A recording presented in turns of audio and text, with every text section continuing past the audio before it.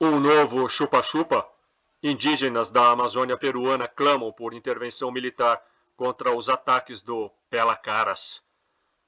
Extraterrestres vampirescos, chamados de Pelacaras, estariam extraindo a energia vital dos indígenas da Amazônia peruana, tal como se viu no fenômeno chupa-chupa, ou encenações bem realizadas por quadrilhas de garimpeiros clandestinos, com a ajuda de aparatos tecnológicos modernos, incluindo jetpacks, mochilas propulsoras, luzes e armas sônicas que estariam aterrorizando os nativos, de modo a extraírem impunemente o ouro que abunda nos leitos do rio Nanai.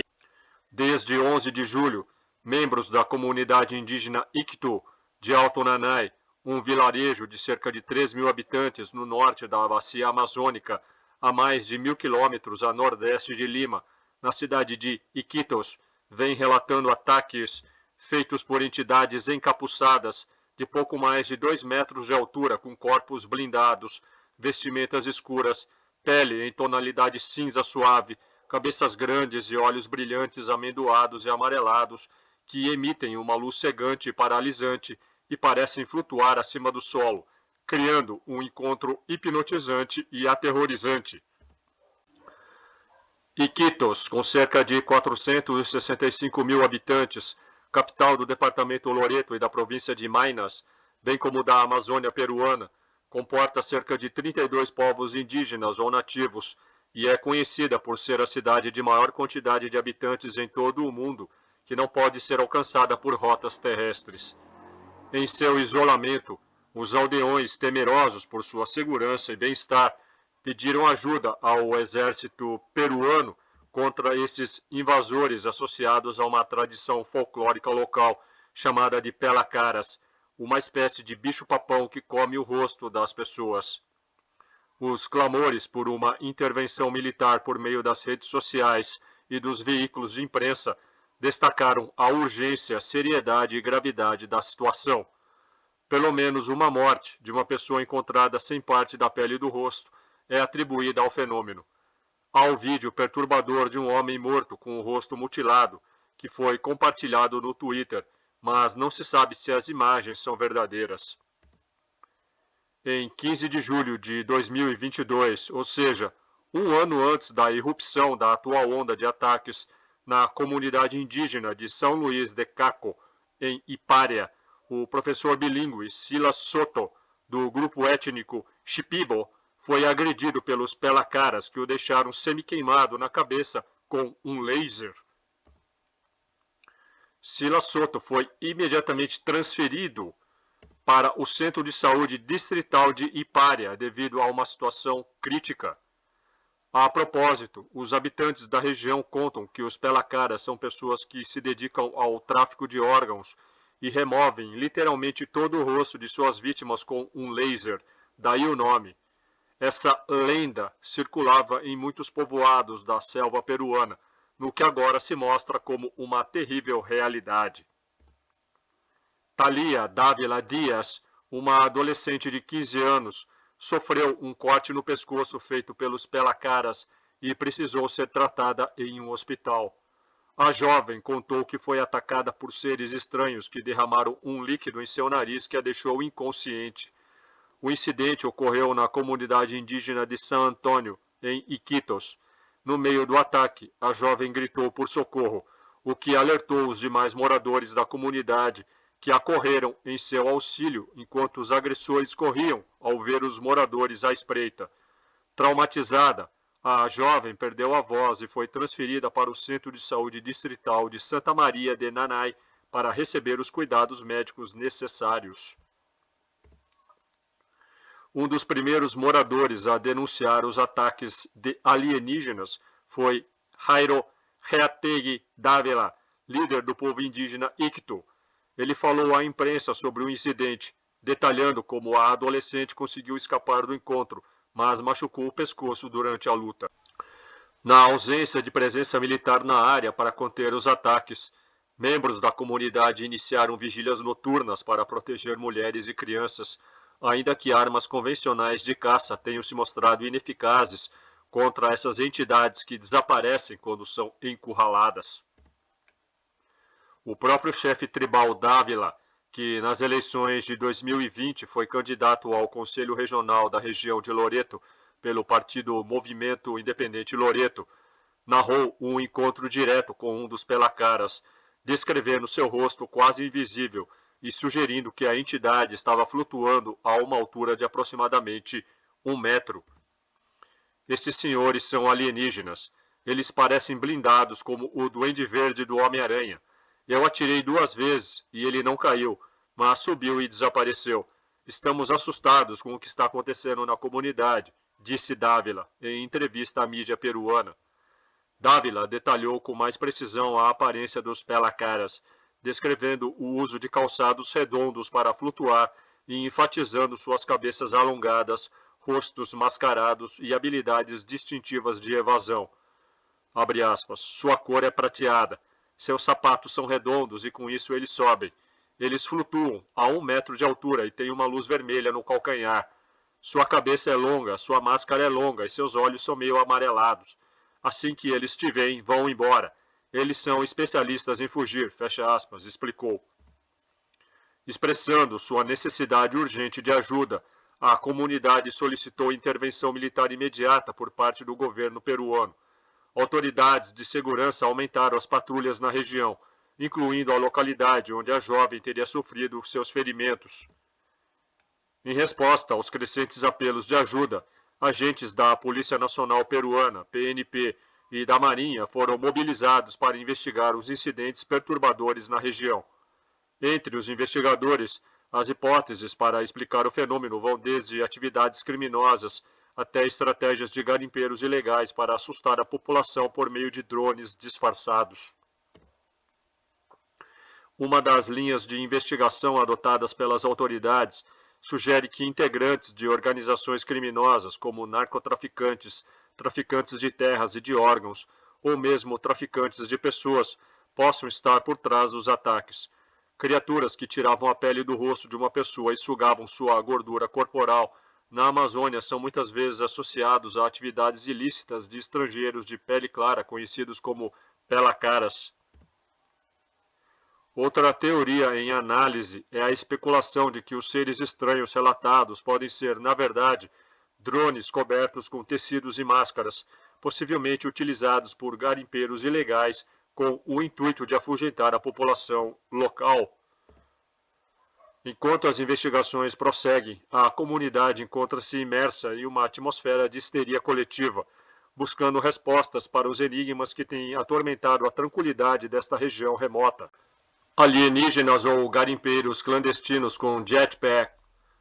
O Ministério Público do Peru está atribuindo os ataques contra a população não a extraterrestres, e sim a garimpeiros clandestinos vindos de diferentes partes da América Central e do Sul, que se passam por extraterrestres para aterrorizar e afugentar os residentes locais e assim poderem extrair subrepticiamente o tão cobiçado ouro.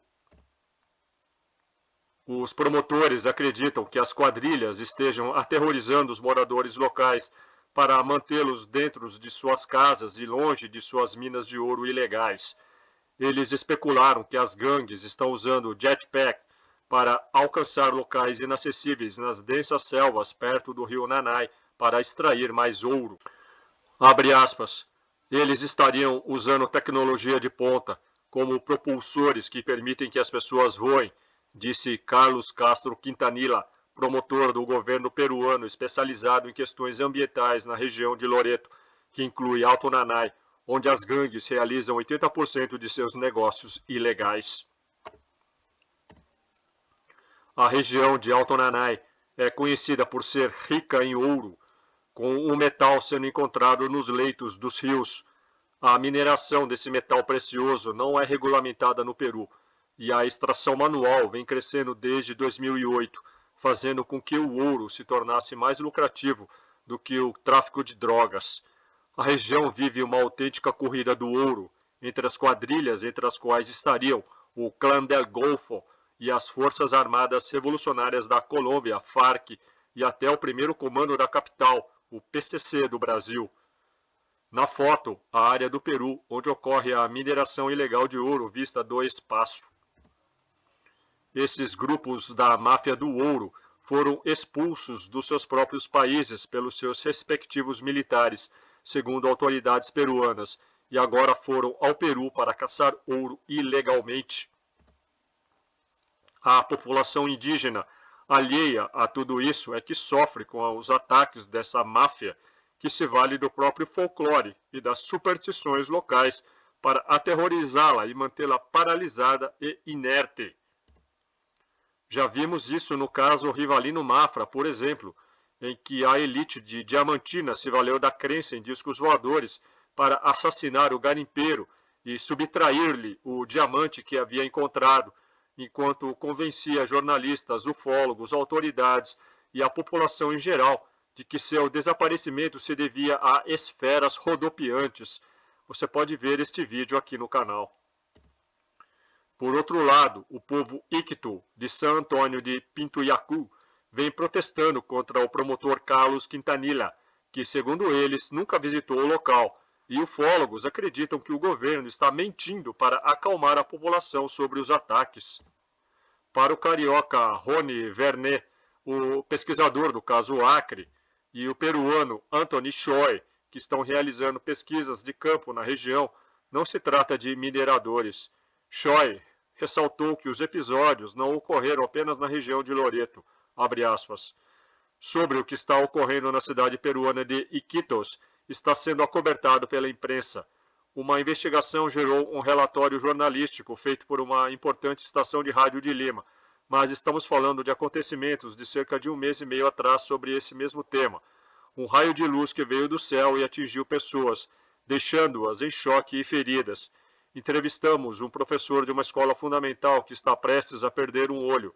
Aconteceu primeiro em Alto Macicéia, em Contamana, em Pucallpa e só depois em Iquitos. E, de repente, veio um pronunciamento do Ministério Público. Fecha aspas.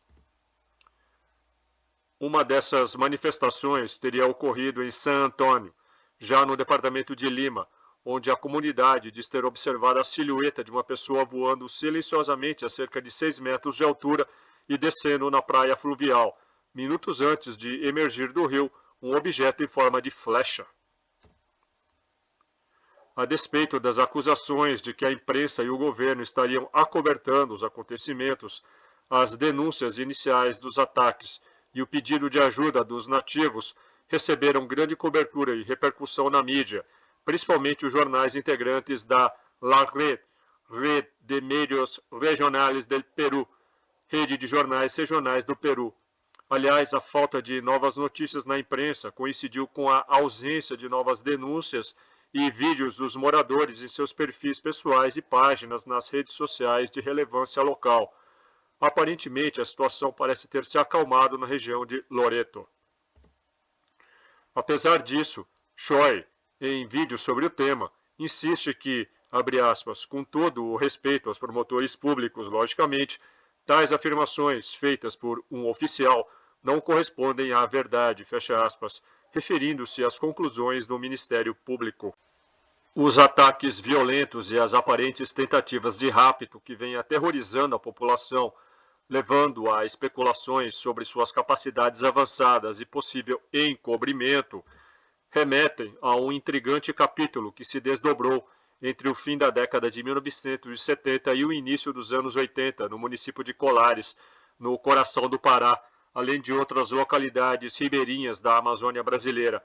Uma série de eventos perturbadores envolvendo OVNIs, criaturas e luzes aterrorizantes vampirescas, conhecidas como chupa-chupa, que igualmente instaram o pânico na população e tornaram-se parte do folclore local, deixando marcas profundas e indeléveis na memória da região. Os eventos em Iquitos estão levando muitos ufólogos a considerarem que estamos diante de uma continuação do que aconteceu no norte brasileiro em 1977. Em ambos os casos, moradores de áreas amazônicas relataram avistamentos de entidades misteriosas e luzes estranhas no céu que estavam atacando e paralisando pessoas, provocando queimaduras e tirando-lhes o sangue. O episódio até hoje permanece sem uma explicação plausível e relatórios oficiais da época produzidos pela Operação Prato levada a cabo por militares do 1º Comando Aéreo Regional de Belém, avaliaram tratar-se de um fenômeno provocado por algo inteligentemente dirigido.